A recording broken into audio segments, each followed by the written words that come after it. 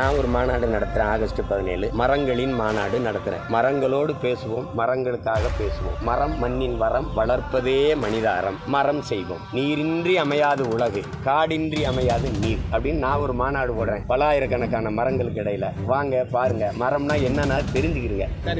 நீங்க மாடுகள் மாநாடு நடத்துனீங்க.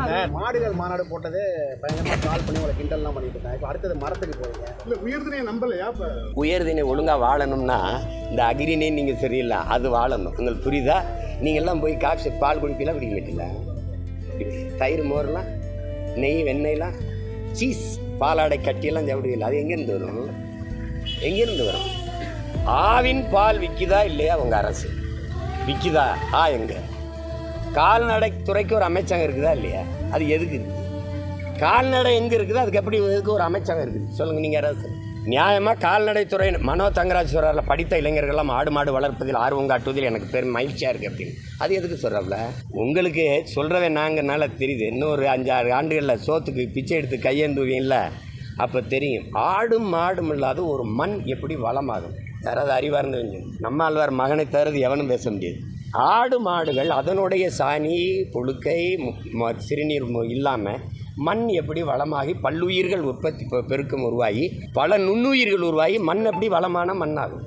இயற்கை வேளாண்மைங்கிற ஆடு மாட்டு சாணி இல்லாத எப்படி இயற்கை வேளாண்மை வரும்? ஆர்கானிக் ஃபுட்டுன்னு திங்கிறியே, ஆர்கானிக் ஃபுட்டு அது எங்கேருந்து வரும்? ஆடும் மாடும் செல்வம்னு உனக்கு எத்தனை தடவை சொல்கிறது? எவ்வளோ தடவை சொல்கிறது? பாலின் சந்தை மதிப்பு எவ்வளோ? 1,38,070 கோடி. சாராயம் 50,000 கோடி தான் உன் நாட்டில். நீ பால் விற்காம சாராயம் விற்றுட்டு அலையிற. ஒன்னே வளர்க்க சொல்லலையே. மாடு வளர்ப்பதும் பணியாக இருக்கணும். எங்கள் தாத்தா மாதாவரத்தில் பால் பண்ணை கொண்டு வந்தார் காமராஜ். அரசு பணியா இல்லையா? அரசு பணியா இல்லையா? நான் கேட்குறதுக்கு பதில். அங்கே போய் வேலைக்கு சேர்ந்தீங்களா இல்லையா? இப்போ நான் ஆட்சிக்கு வந்த பிறகு வேளாண்மை செய்வது அரசு பணின்னு சொல்லுவேன். உங்கள் வீட்டில் இருந்து பிள்ளைகளை வேலைக்கு அனுப்புவீங்களா? அனுப்ப மாட்டீங்களா? சாராயம் விற்கிறதுக்கு அரசு பணிக்கு அனுப்புறீங்க. எம்எஸ்சி எம்பிஏ பிஹெச்டிலாம் படித்த பிள்ளைய போய் வேலை செய்கிறாங்க. இந்த 13 லட்சம் பேர் இந்த டிஎன்பிசியில் எழுதிட்டு வேலை இல்லாமல் வெளியே நிற்கிறானே, அவனுக்கு பதில் வச்சுருக்கியா? 14,000 பேர் ஆசிரியர் பணி நியமனத்துக்கு தேர்வு எழுதிட்டு தேர்ச்சி பெற்று வெளியில் நிற்கிறானே, அவனுக்கு பதில் வச்சிருக்கியா? பகுதி நேர ஆசிரியர் நிரந்தர பணிக்கு நிற்கிறானே, அதுக்கு ஏதாவது பதில் இருக்குதா?